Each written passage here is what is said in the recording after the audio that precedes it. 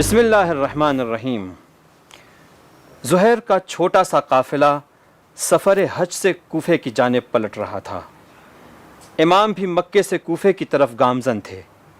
دونوں کی منزلیں ظاہری طور پر ایک تھی، لیکن زہیر اپنے آپ کو امام سے بچاتے ہوئے اپنا مختصر سا قافلہ لے کر آگے بڑھ رہے تھے کہ کہیں ایسا نہ ہو کہ امام علیہ السلام زہیر کو دیکھ کر ان کو اپنے ساتھ شامل ہونے کی دعوت دے دیں، لیکن قدرت کو کچھ اور ہی منظور۔ زہیر کے امام حسین علیہ السلام کے ساتھ ملحق ہونے کی کیفیت کو قبیلے بنی فزارہ اور بجلیہ کی ایک جماعت نے یوں نقل کیا ہے: ہم زہیر ابن قین کے ساتھ مکے سے حج کر کے واپس آ رہے تھے۔ جب بھی امام حسین کسی منزل پر پڑاؤ ڈالتے تو ہم کسی اور جگہ پڑاؤ ڈالتے تھے، لیکن بعض جگہ ہمیں مجبور ہو کر اسی جگہ پڑاؤ ڈالنا پڑتا تھا جس مقام پر امام حسین اپنے قافلے کو ٹھہرانے کا حکم دیتے۔ ایسا ہی کچھ منزل ضرورت پر ہوا تو امام حسین نے اپنا قاصد بھیج کر زہیر قین کو اپنے پاس بلایا۔ اس وقت زہیر کے قافلے کے لوگوں نے دسترخوان بچھایا ہی تھا، سب ماحضر تناول کر رہے تھے کہ امام کا قاصد پہنچا اور کہا: مولا نے آپ کو یاد فرمایا ہے۔ زہیر کے ہاتھوں سے لقمہ چھوٹ گیا۔ سانسوں کے تسلسل میں ایک ہیجانی کیفیت تھی۔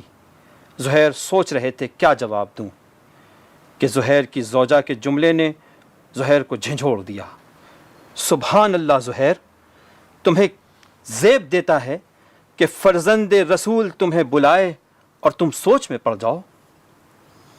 جب زہیر کے کانوں میں یہ آواز پڑی تو زہیر نے اپنے آپ کو محسوس کیا کہ اب امام کے پاس جانا چاہیے۔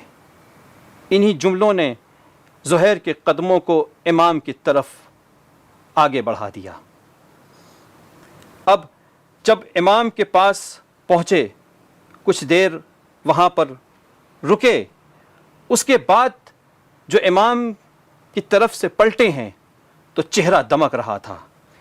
آتے ہی زہیر نے کہا: ہمارے خیموں کی تنابوں کو کھول کر امام علیہ السلام کے کاروان کے ہمراہ نصب کر دیا جائے۔ اپنی زوجہ سے کہا: میں امام حسین کے ساتھ شہادت کے لیے نکل رہا ہوں۔ میں نہیں چاہتا میری وجہ سے تمہیں کوئی مشکل درپیش آئے۔ تم اپنے بھائی کے ساتھ اپنے والدین کے گھر چلی جانا، کیونکہ میں نہیں چاہتا کہ تمہیں خوبیوں کے علاوہ کسی غم یا مصیبت میں گرفتار دیکھوں۔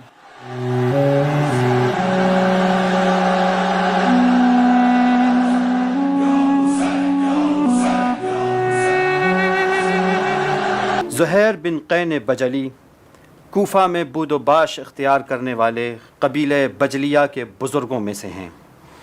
آپ کا شمار کوفے کے بہادر اور شریف النفس افراد میں ہوا کرتا تھا، اور مختلف جنگوں اور فتوحات میں حصہ لینے کی وجہ سے آپ ایک خاص سماجی شخصیت کے حامل تھے، اور لوگوں میں آپ کی ایک مضبوط ساکھ تھی۔ زہیر کا نام اپنے زمانے کے بہادروں میں لیا جاتا تھا، اور آپ بہادری کے ساتھ امام حسین کے رکاب میں جوہر شجاعت دکھاتے ہوئے منزل شہادت پر فائز ہوئے اور اپنے آپ کو ہمیشہ ہمیشہ کے لیے جاویداں کر دیا۔ منزل ذو حسن پر امام حسین نے ایک اہم خطبہ دیا، جس میں آپ نے زمانے کے بگڑتے ہوئے حالات میں مومن کی ذمہ داریوں کی طرف اشارہ کیا۔ امام کی تقریر ختم ہونے کے بعد سب سے پہلے جناب زہیر قین تھے، جنہوں نے اٹھ کر فرمایا: یبن رسول اللہ، ہم نے آپ کے کلام میں بلند و بالا معارف کو سنا۔ اے فرزند رسول، اگر ہمیں معلوم ہو کہ ہم اس دنیا میں ہمیشہ رہیں گے اور اس کی تمام سہولیات سے فائدہ مند ہوں گے، پھر بھی آپ کے رکاب میں شہید ہونے کو ترجیح دیں گے۔ یہی وہ موقع تھا جب امام حسین علیہ السلام نے آپ کے حق میں دعا کی۔ امام حسین کا جب لشکر حر سے سامنا ہوا اور حر نے امام کے راستوں کو روکا اور عبید اللہ کا دھمکی بھرا خط امام کے سامنے جب پڑھا گیا تو اس وقت زہیر قین نے امام سے کہا کہ خدا کی قسم ایسا محسوس ہوتا ہے کہ اس کے بعد ہمارے اوپر عرصہ حیات اور تنگ کر دیا جائے گا۔ اس وقت یہ مختصر سی سپاہ ہے، اس سے لڑنا کہیں آسان ہے اس جنگ سے جو اس کے بعد لڑی جائے گی۔ جس کے جواب میں امام حسین نے فرمایا کہ ہم ان میں سے نہیں ہونا چاہتے جنہوں نے جنگ کا آغاز کیا ہے۔ پھر یہاں سے قریب فرات کے کنارے ایک آبادی ہے جو قدرتی طور پر ایک مستحکم جگہ ہے، وہاں پر ہم پڑاؤ ڈال سکتے ہیں۔ امام حسین نے اس جگہ کا نام پوچھا تو جناب زہیر قین نے فرمایا وہاں کا نام عقر ہے۔ امام حسین علیہ السلام نے فرمایا میں پناہ مانگتا ہوں عقر سے۔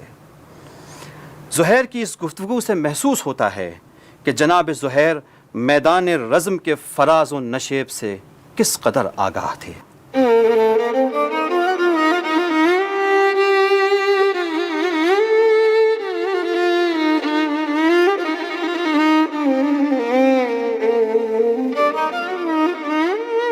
نو محرم کے دن جب عمر سعد کی فوج نے جنگ کا آغاز کرنا چاہا تو امام حسین نے اپنے بھائی ابو الفضل العباس کو بلایا اور فرمایا ان کے پاس جا کر ان کا مقصد دریافت کرو۔ حضرت ابو الفضل العباس نے تقریباً 20 افراد من جملہ زہیر قین اور حبیب ابن مظاہر کو اپنے ساتھ لیا اور دشمن کی طرف جا کر پوچھا کہ تمہارا ارادہ کیا ہے؟ جواب آیا اگر حسین یزید کی بیعت نہ کریں تو ہمیں آپ کے ساتھ جنگ کرنا ہوگی۔ حضرت ابو الفضل العباس نے فرمایا کہ اس مقام پر ٹھہرو، میں تمہارا پیغام امام کی خدمت میں جا کر پہنچا دوں۔ اس موقع سے استفادہ کرتے ہوئے حبیب ابن مظاہر اور زہیر قین نے عمر سعد کی فوج کو نصیحت کرنا شروع کر دی۔ زہیر بن قین نے ان کے اوپر حجت تمام کرتے ہوئے کہا خدا سے ڈرو، یہ جان لو کہ میں تمہارا خیر خواہ ہوں، خدا کے لیے نیک اور صالح بندوں کو قتل کرنے میں گمراہوں اور ظالموں کی مدد کرنے والوں کی طرف مت جاؤ۔ اس مقام پر کسی نے تانا دیا اے زہیر، تم تو اس خاندان کے شیعہ اور پیروکاروں میں نہیں تھے، تم تو عثمانی تھے، تمہیں یہ کیا ہو گیا؟ تو اس وقت جناب زہیر قین نے دنداں شکن جواب دیتے ہوئے فرمایا کیا میرا یہاں ہونا اس بات کے لیے کافی نہیں ہے کہ میں کس کے ساتھ ہوں؟